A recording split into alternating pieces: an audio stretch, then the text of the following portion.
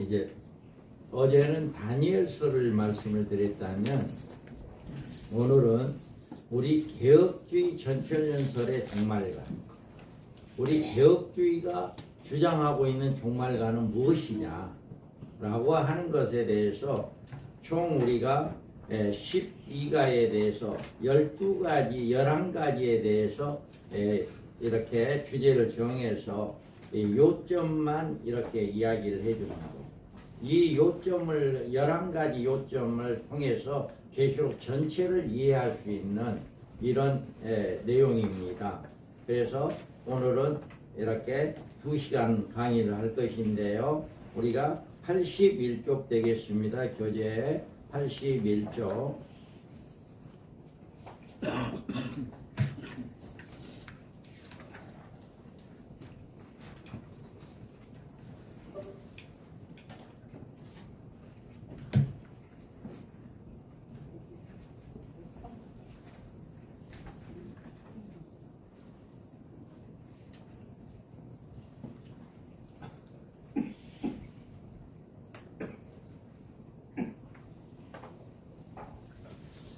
우리가 개혁주의 전천연설의 종말관으로 우리 윤여서 목사님은 개혁주의 전천연설의 종말관을 간략하게 이렇게 기술하고 여러 문제들에 관한 해설에 이렇게 시로 하려고 합니다. 그래서 개혁주의 전천연설은 그 출발이 역사적 전천연설의 그 발판을 두고 있다. 그러니까 거의 다 역사적 전천연설과 거의 비슷합니다. 그리고 지금의 역사적 전철설의 개혁주의 신앙 노선에서 어긋난 중요한 몇 가지 사항을 보완하여서 성경적인 천년설로 정립하는 과정을 거쳐 정립된 전천년설의 개혁주의 전철설을 밝힌다.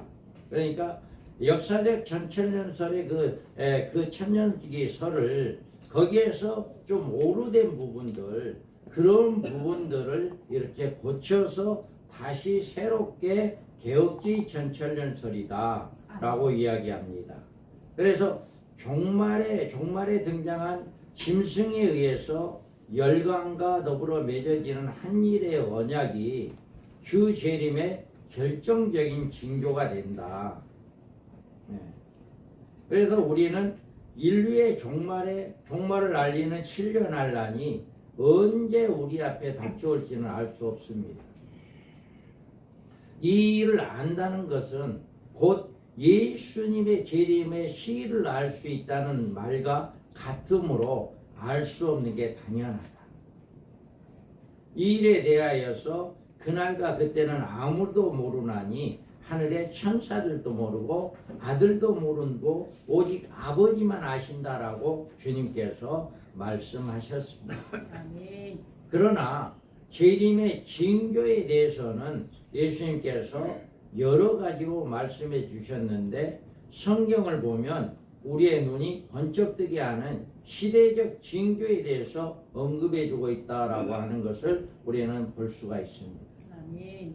다니엘서에 보면 우리가 다니엘서 9장 27절 그가 장차 많은 사람들과 더불어 만일의 동안의 언약을 굳게 내고 그가 그들의 재판에 제사와 예물을 금지할 것이며 또 과학하여 하는 것은 나를 금지할 것이며 또 인도는 마지막까지 진노가 함께하게 하는 자에게 쏟아지리라 하였느니라 합니다.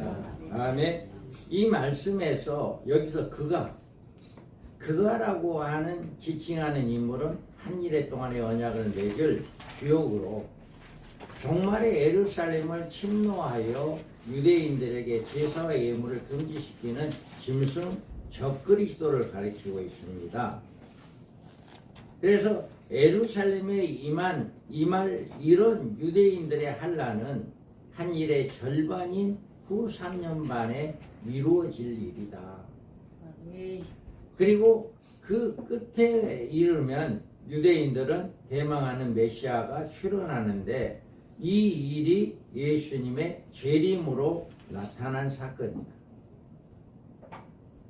이 한일회가 도래하는 시기만 알면 우리는 주님의 재림의 시기를 알 수 있는 것인데, 그러나 우리는 이 짐승이 언제 등장하며 언제 열강과 더불어 한 일에 동안의 언약을 맺을지에 대해서는 전혀 알 수 없다. 우리는 알지 못합니다. 이 일이 장차 이루어질 일이란 사실밖에는 우리가 알 수 있는 것은 없기 때문입니다.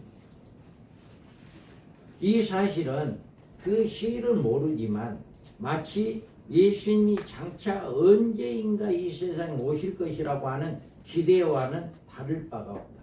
아멘. 그런데 이 사건에서 69일에 성취될 메시아의 초림의 경우를 보면 이 문제에 대해서 해결점을 우리가 찾을 수가 있습니다. 우리는 구약에 살았던 유대인들은 메시아를 기다렸지만 그가 언제 오실지에 대해서는 알 길이 없었습니다. 그런데 하나님께서 다니엘에게 보여주신 70일의 계시를 통해서 예루살렘이 중건령을 시작하여 69일에가 이르면 기름 부음 왕이 일어날 것이다 라고 하는 것을 말씀을 주셨습니다. 아멘. 이 말씀은 메시아 초림의 시기를 말씀해 주신 것이 아니라 그 초림의 시기의 징조를 말씀해 주셨다는 점에서 한 일의 경우와 비교될 수가 있다라고 하는 말씀이에요. 그러므로 이 예루살렘의 중건령의 역사적 시기만 이르게 되면 그때로부터 69일에가 지나 483년이 지난 그 시점에 이르면 기름 부음 받은 왕이 일어나며 끊어져 없어질 사건이 발생한다는 사실이 명백하게 드러난 것입니다. 아멘. 그리고 이 말씀은 그대로 성취되어 중건령이 있은 지 69일에가 지난 483년 만에 초림의 메시아가 오셨고 곧이어 십자가에 끊어져 없어졌다라고 하는 것을 우리가 알 수가 있습니다. 이 사건은 우리가 초림의 메시아가 언제 오실지의 일시는 알 수 없지만 징조를 통해서 그 시기를 하나님께서 알게 하신 일로 재림의 메시아에 대한 징조적 시기를 알리는 한 일의 계시를 해석하는 일에 아주 중요한 의미가 있다. 이때에 이루어질 69일에는 중건령의 시기로부터 초림 메시아 오실 왕의 등장까지 그 길이 483년이란 긴 세월이 지난 후에야 성취된 사건이지만 한 일의 경우는 짐승에 의해 체결된 한 일의 그 시일이 한 일에 곧 7년이란 짧은 기간 안에 성취된다는 점이 다르다. 그리고 이 사건이 창세기 3장 15절에 최초에 계시해 주신 메시아의 초림과 재림의 계시를 주신 그 시기로부터 예루살렘 중건령이 이르기까지 3500년이 지난 후였고 메시아의 초림부터 짐승에 등장하여 한 일의 언약을 맺는 시기까지는 오늘까지 2000년이 지났지만 아직 짐승도 나타나지 않았고 그에 대한 의한 한 일의 동안의 언약도 맺어진 바가 없다. 이처럼 두 사건의 징조와 메시아의 초림과 재림의 시기, 문제는 동일한 논리로 전개되고 있다는 점에서 우리는 큰 관심을 끌게 하는 것입니다. 우리가 여기서 한 일의 동안의 언약을 이해하려면 이 언약을 맺을 주인공인 짐승을 알 수 있어야 하고 그 짐승을 등장 여부를 우리는 살펴보아야 합니다.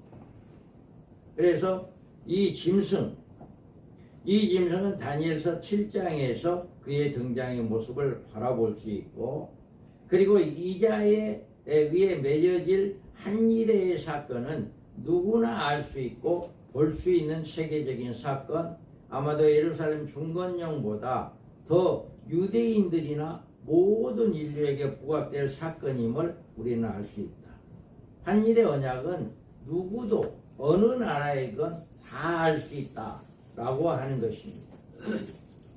그래서 그러므로 인류의 종말에 살아가고 있는 우리는 다니엘서 7장과 9장에 게시된 짐승의 등장 모습과 그의 역사에 등장하는 짐승에 관한 성경적인 지식을 갖추어서 그자의 등장과 그자에게 맺어질 한일의 동안의 언약에 대해서 우리는 큰 관심을 가져야 한다.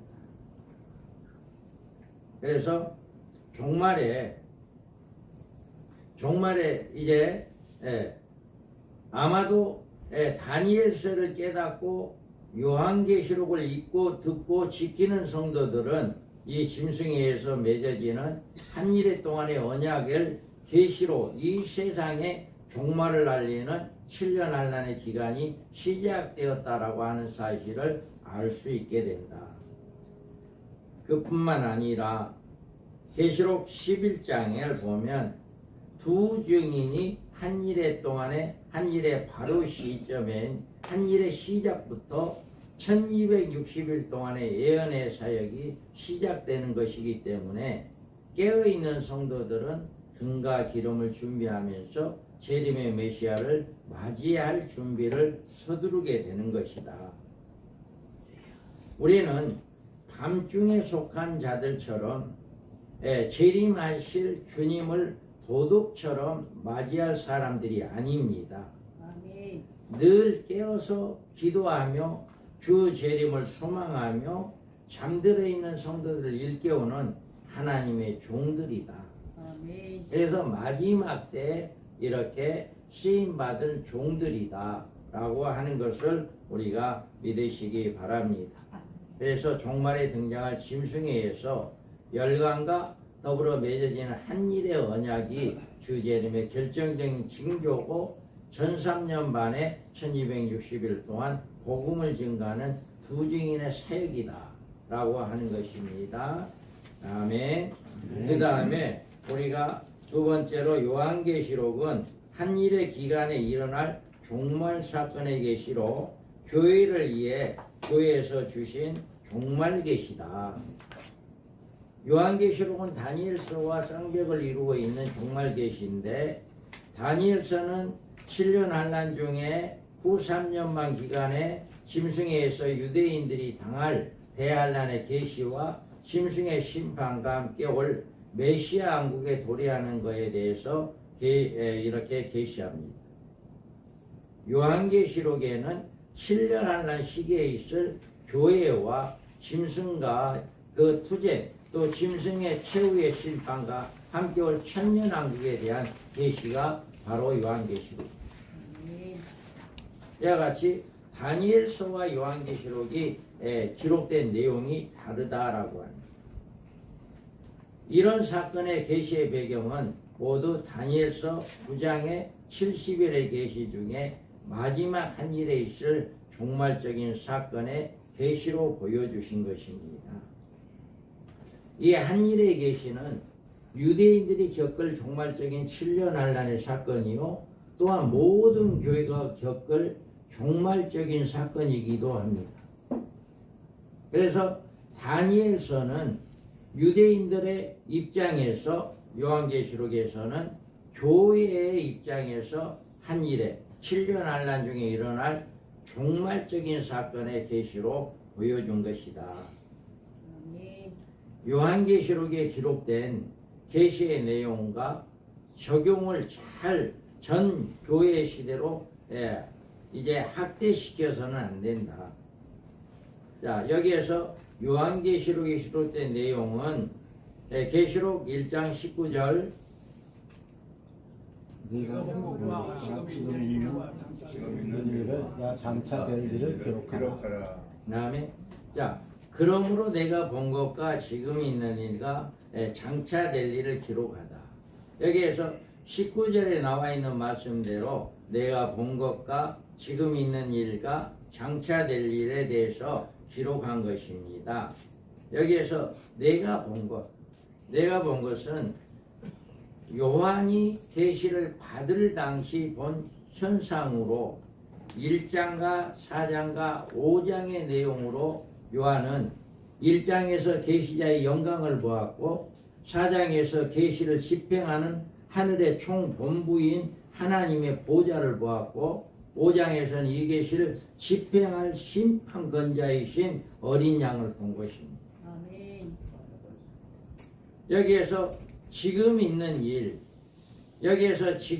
일이란 계시록 2장과 3장에 보여주는 아시아 7교회의 모습, 그 당시에 있는 아시아 7교회의 모습과 또 전 인류에 있는 모든 교회의 모습, 교회가 이래야 한다라고 하는 것을 잘 보여주고 있는 것입니다.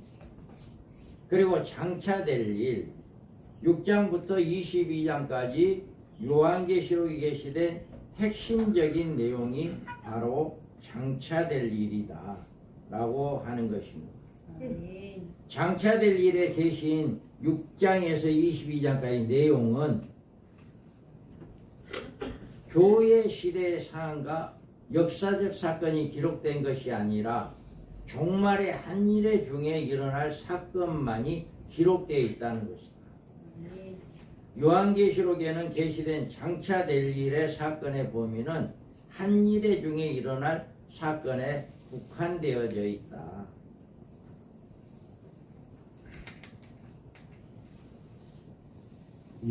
우리가 요한계시록에 대할 때 먼저 이런 계시의 본질을 알아야 해석의 방향이 바로 잡을 수 있고 바른 신학적 체계를 세울 수가 있습니다. 요한계시록의 해석에서는 두 가지의 원칙이 있습니다. 하나는 계시록에는 육적인 유대인이나 이스라엘에 관한 계시는 단 한 곳도 언급될 것이 없다는 것과 한 일의 중에 발생하고 진행하고 성취될 종말적 사건에 그 이전의 사건에 대한 계시는 개입이 안 돼 있다라고 하는 사실.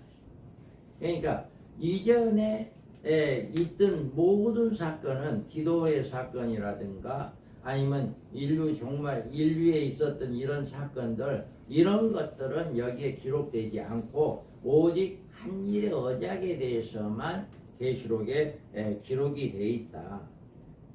우리는 6장에서 7인의 사건이 우리는 계시를 봅니다. 그래서 7인의 계시는 요한계시록의 총론적인 사건을 계시한 것인데 특히 그 중에 넷째 인까지의 네 말의 등장은 7년 환란 중에 전개될 모든 사건의 총체적인 동향을 보여준 것이다. 전부를 보여준 것. 그래서 요한계시록의 모든 계시는 이 네 말의 활동이 규칙이 되기 때문입니다. 특히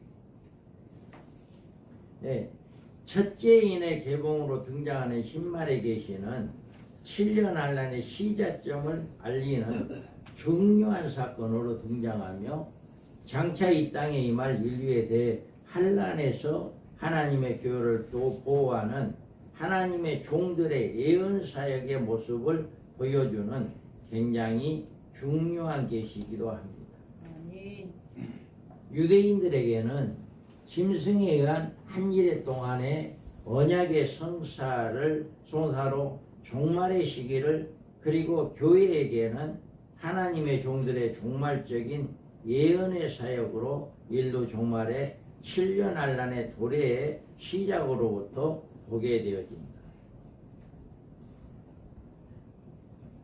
요한계시록의 종말 계시는 그 전 내용은 한 일의 중에 일어날 사건을 그 바탕에 두고 있다. 만약에 요한계시록에 게시된 어느 한 가지라도 이 범주에서 벗어나면 요한계시록은 방향을 잃고 종말계시는 무산되어 버립니다. 그렇게 되면 하나님께서 요한계시록을 우리에게 주신 아무런 의미도 없게 됩니다. 그러니까 이 요한계시록 오직 한 일회를 위해서 주신 것이 하나님의 목적이다. 아멘. 그리고 요즘 이 같은 요한계시록의 해석으로 종말계시의 본질에서 떠나 우리가 바라는 주 재림의 소망을 허공으로 구름 잡는 헛된 이야기로 무산시켜 버리는 교회가 많은 것을 보게 된다라고 하는 것을 우리가 알 수가 있습니다.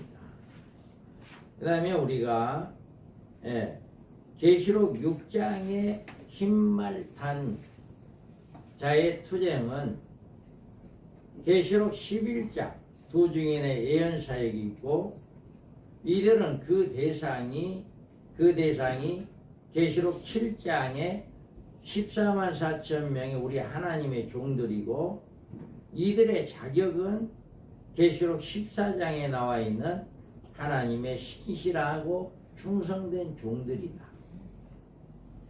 이 말씀이 아주 여러분들 잘 한번 깨닫기 바랍니다. 아멘. 흰말의 정체를 알려면 요한계시록 전체의 세밀한 관찰이 필수적이다. 아멘. 계시록 19장에서 흰말은 두 가지에 구분되어서 나옵니다. 자, 계시록 19장 11절. 또 내가 하늘이 열린 것을 보니 보라 백마와 그것을 탄 자가 있으니 그 이름은 충신과 진실이라 그가 공의로 심판하며 싸우더라. 그다음에 여기에서 백마와 탄자로 그리스도와 경우가 나옵니다. 그리고 예수님의 재림하실 때 예수님은 이 하늘에 백마를 타고 내려오실 것이다. 아멘. 그러나 백마가 이 경우에만 등장하는 것이 아니고 한 곳에 또 있는데 19장 14절에 이렇게 나와 있습니다. 그래서 하늘에 있는 군대들이 있고 깨끗한 세마포를 입고 백마를 타고 그를 따른다 라고 이렇게 말씀을 해주고 있습니다. 이처럼 6장의 흰말은 백마를 타고 예수님을 따르는 하늘의 군대들과 연결되는 계시다.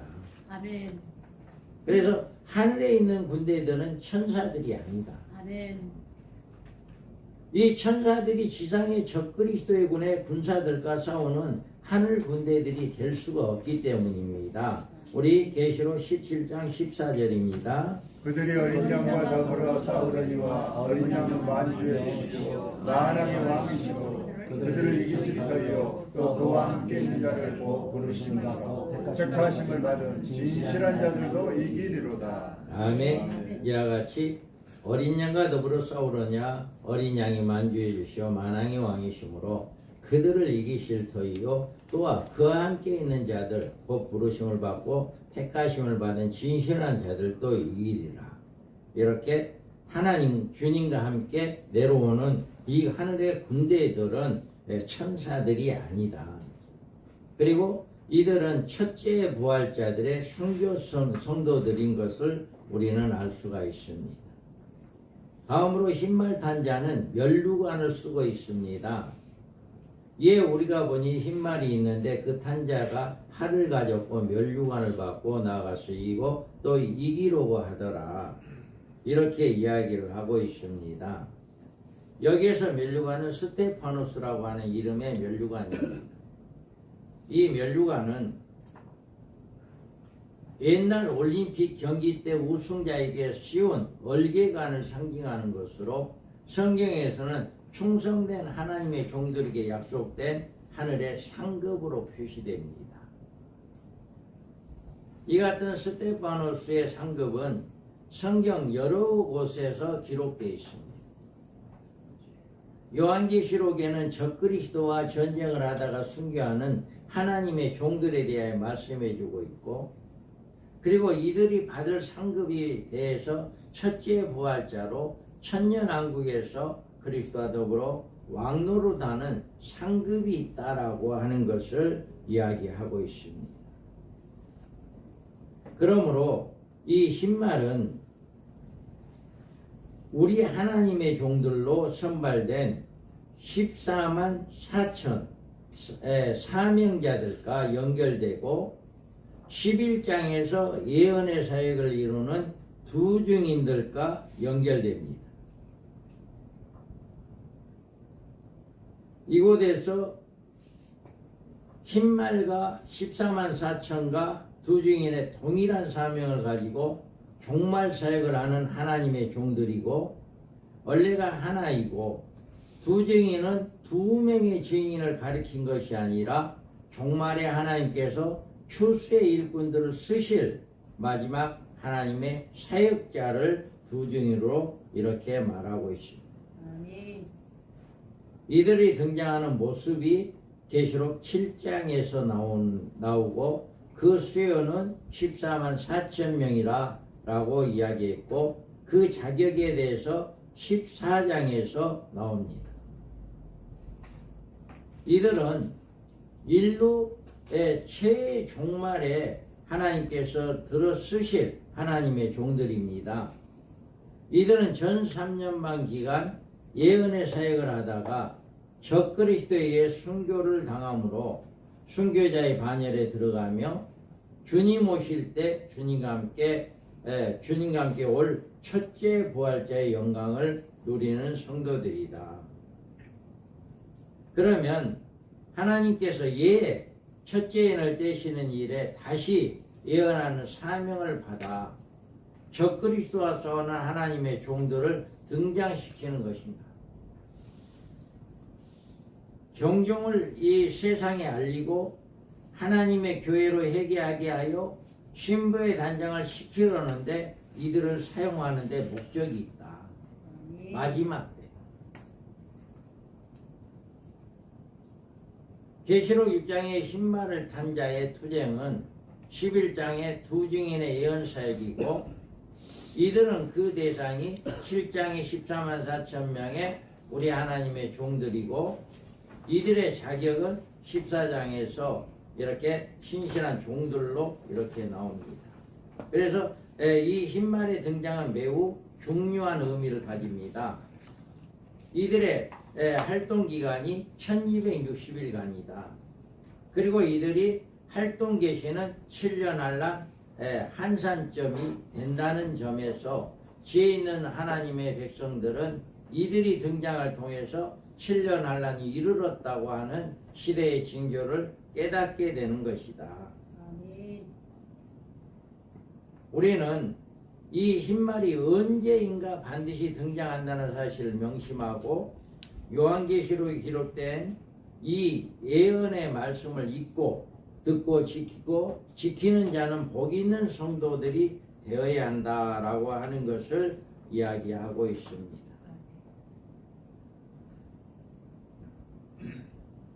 흰말은 14만 4천 두 증인 이를 세세 관계가 이들의 종말 사역에 함께 이제 살펴보는 이런 시간을 갖겠습니다.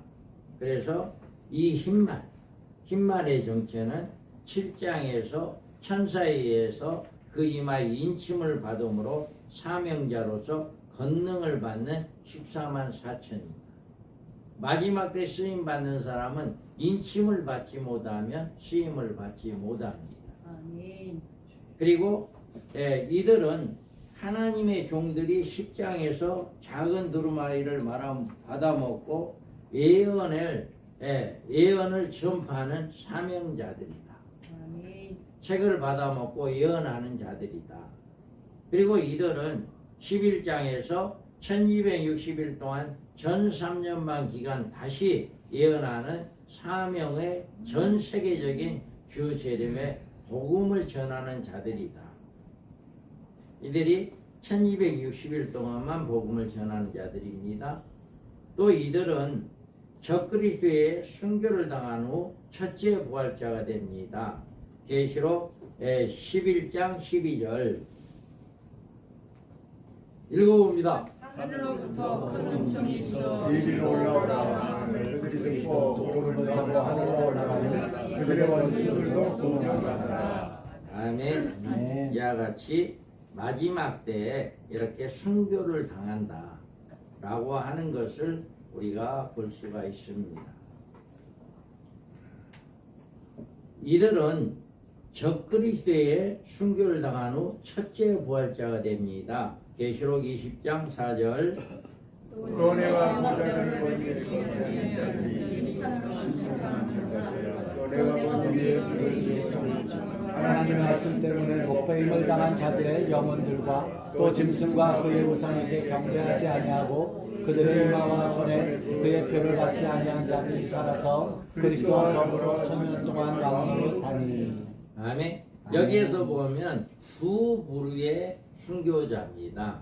여기에서 보면 예수를 증언함과 하나님의 말씀 때문에 목배임을 당한 자들의 영혼들과 또 짐승과 그의 우상에 경배하지 아니하고 그들의 이마와 손에 그의 표를 받지 않은 자들이 살아서 이렇게 한일의 언약 전에 순교한 자들, 이들은 영혼들입니다.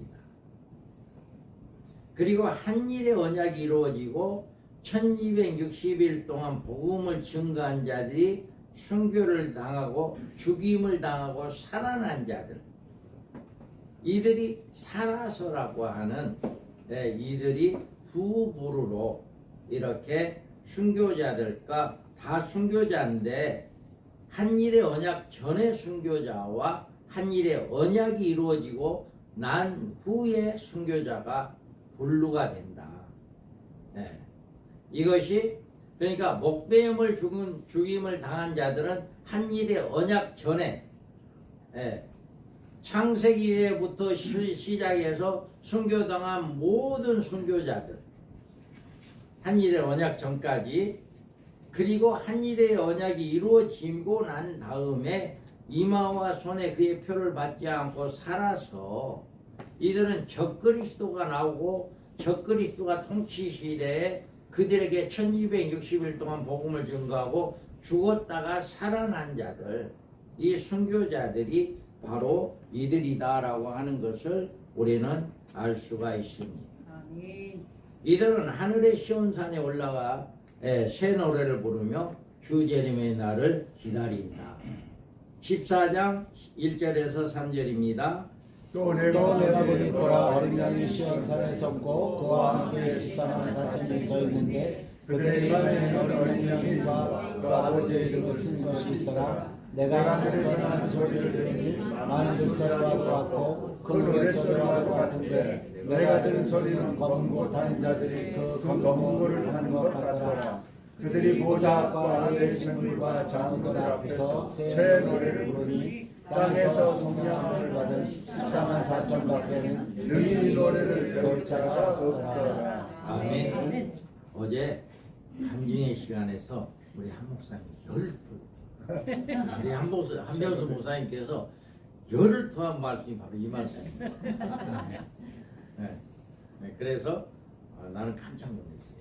우리 목사님이 처음에는 뭐라고 내가 잘못 들은 것 같아. 내가 아닌데? 그래 나중에 바꿔지더라고. 그래서 우리는 이와 같이 이들은 순교자들이 가는 곳은 시온산이다. 지금 일반 성도들이 죽어서 들어가는 곳은 영혼들이 가는 곳과 이 순교자들이 가는 곳은 다르다. 그래서 시온산에 간다라고 하는 것을 이야기합니다. 이들은 주님과 함께 하늘의 백마를 탄 군대로 아마겟돈에 내려온다. 이 계시록 이게 잘못되네.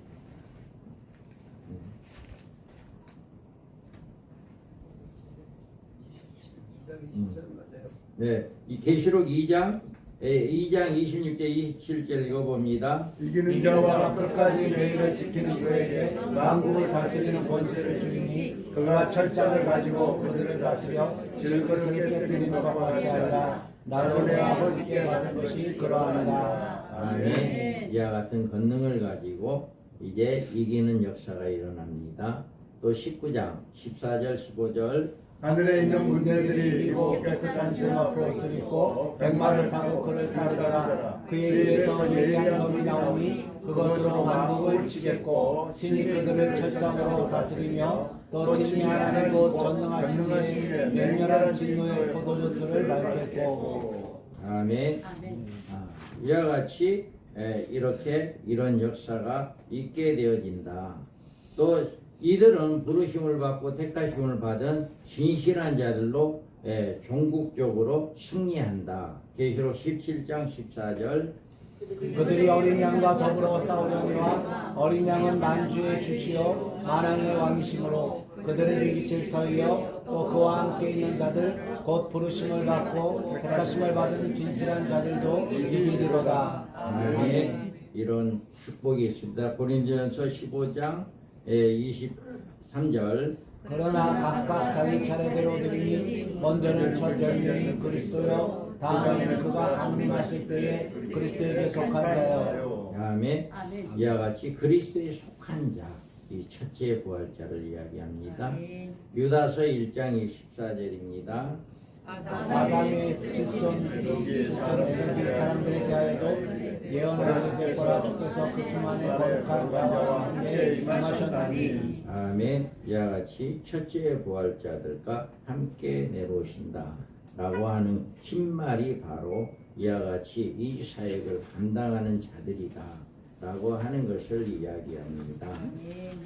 그 다음에 우리가 네 번째로 첫째 하는 전 3년반 끝에 무적경에서 올라오는 항충으로부터 두 증인의 예언 사역을 이루는 14만 4천 명을 제외한 종말의 초대교회에 당하는 5개월 동안의 환란이다.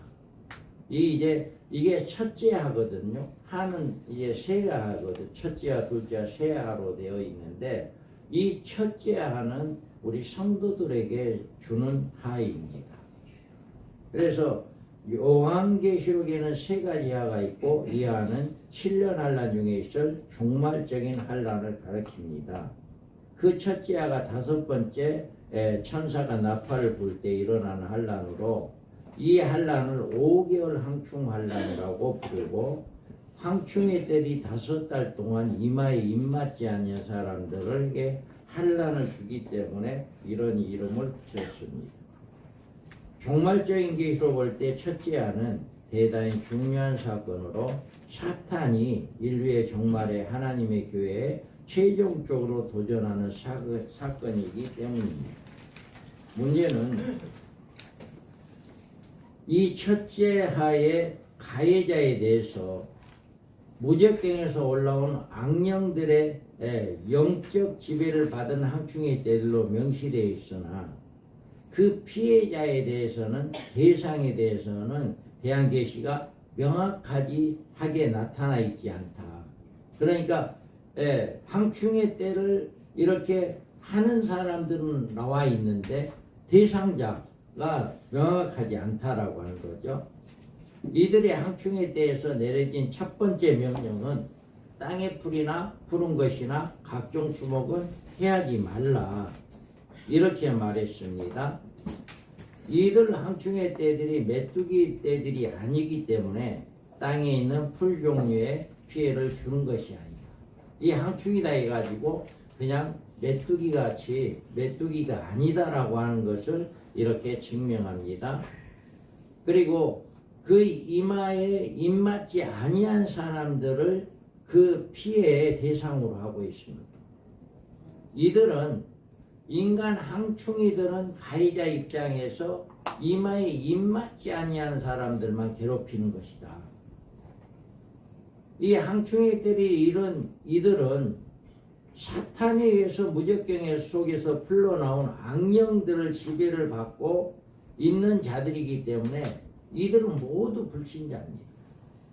악령들의 이제 지배를 받고 있는 자들이니까 이들은 적그리스도가 그들의 영적 지도자인 왕이기 때문에 그로부터 많은 권세를 제공받을 것이고, 그러므로 이들은 투쟁의 대상은 결코 불신세계에 속한 사람들이 아니다. 이 세상은 이미 등장한 적그리스도는 그들의 메시아로 영접하고 있고, 그의 등장에 놀랍게 여겨 그를 따를 것이다라고 이렇게 말했는데, 계시록 13장 3절에 말씀합니다. 읽어봅니다. 그의 머리 하나가 상하여 죽게 된 것 같이 그 죽게 되었던 상처가 나음에 온 땅이 놀랍게 여겨 짐승을 따르고. 아멘. 아멘. 우리가 그 적그리스도가 누구인가라고 알 수 있는 말씀 바로 이 말씀입니다. 우리는 적그리스도가 누구인가 라고 하는 것은 바로 그의 머리 하나가 상하여 죽게 된 것 같더니 그 죽게 되었던 상처가 나음에 온 땅이 놀랍게 여겨 짐승을 따르고, 이 말은 누군가에 의해서 시해를 당해 죽은 것 같이 되었다가 다시 살아나는 자, 이 사건이 일어날 때 전 세계 모든 사람들이 알게 될 것입니다. 아, 유럽 지역의 어느 나라 왕이 누군가에 의해서 시해당했다가 죽었다. 네, 그렇게 했는데 다시 살아나고, 그러면 그걸로 인해 가지고 이렇게 온 세상이 알게 될 거예요. 아멘. 그럴 때 저자가 바로 적그리스도구나 하는 것을 우리에게 알려주는 말씀입니다. 그런데 무엇 때문에 항충의 떼들이 자기 편에서 적그리스도를 따르는 세상 사람들을 5달 동안 이렇게 괴로운 고통을 줄 것인가라고 하는 것을 우리가 알 수가 있습니다. 온 세상이 이제 적그리스도를 한호하며 그를 메시아로 높이는 일에 이제 동조하지 않고 진리를 따르며 가짜 메시아를 배격하고 진짜 메시아를 기다리는 무리가 있습니다.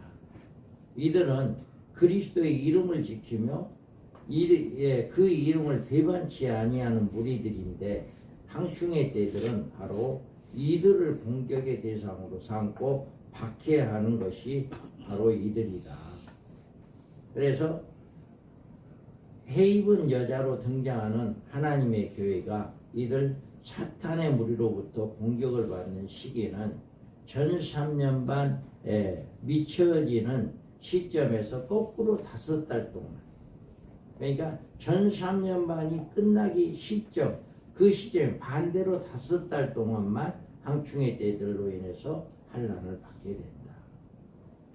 이것이 하나님의 교회가 항충의 떼를 위해 박해를 받는 환난의 첫째 하로 불리는 5개월 환난이다. 이마에 하나님의 인침받지 아니한 사람들이 누구인가라고 하는 것을 우리는 알아야 합니다. 여기서 우리는 계시록 7장으로 되돌아가서 이 문제를 해답을 찾을 수 있습니다. 왜냐하면 이마에 인침받은 사람들이 누구인가에 대한 해답이 여기에서 나오기 때문입니다. 아멘. 그런데 이 사람들은 누구인가에 대한 해답을 찾으려면 과연 이마에 인침받은 사람들로 나타나는 14만 4천이 누구인가에 대한 올바른 해석이 필요합니다. 이마에 인침받지 아니하는 사람들이란 바로 이 사람들에게 속하지 아니한 사람들이기 때문입니다. 그러면 여기서 오직 이마에 하나님을 인침받지 아니한 사람들만이라고 밝혀주는 피해자란 누구인가? 첫째 하란 곧 적그리스도를 배척하고 진리를 따르는 하나님의 교회 성도들이 7년 환난 중에 당하는 시련과 연단의 기간으로 이들 무적경에서 올라오는 항충의 떼들에 의해서 박해를 당하는 사건이다. 이 박해에 대해서 계시록 2장 10절에서 10일 동안 환난이라고 말해주고 있고요. 계시록 7장 14절에서 큰 환난이라고 있고 12장 13절에서 용이 땅으로 내쫓긴 후에 남자를 낳은 여자를 박해하는 것이라고 이렇게 말을 하고 있습니다. 우리가 계시록 2장 10절을 한번 읽어봅니다. 너는 장차 받을 고난을 두려워하지 말라. 볼지어다 마귀가 장차 너희 가운데에서 몇 사람을 목에 던져 시험을 받게 하리니 너희가 10일 동안 고난을 받으리라. 내가 죽도록 충성하라. 그리하면 내가 생명의 결과를 내게 주리라. 아멘. 이렇게 10일 동안 이렇게 환난을 받게 하겠다라고 말씀을 하고 있고요. 7장 14절을 읽어봅니다. 내가 말하는 일을 제대로 당신이 아시나이다니 그가 나에게 이르되 그날에서 나오는 자인데 어느 양에게 그것을 씻어 먹게 하였느니라. 아멘. 여기서 큰 환난, 이것이 첫째 하에서 통과한 자들을 이야기하고요. 또 12장 13절입니다. 용이 자기 자기가 땅으로 땅으로 내쫓긴 것을 보고 남자를 낳은 여자를 박해하느니라. 아멘. 이들이 바로 전 3년반에 이제 여자들을 교회를 핍박하는 이런 자들이 이야기하는 것입니다. 다음에 우리가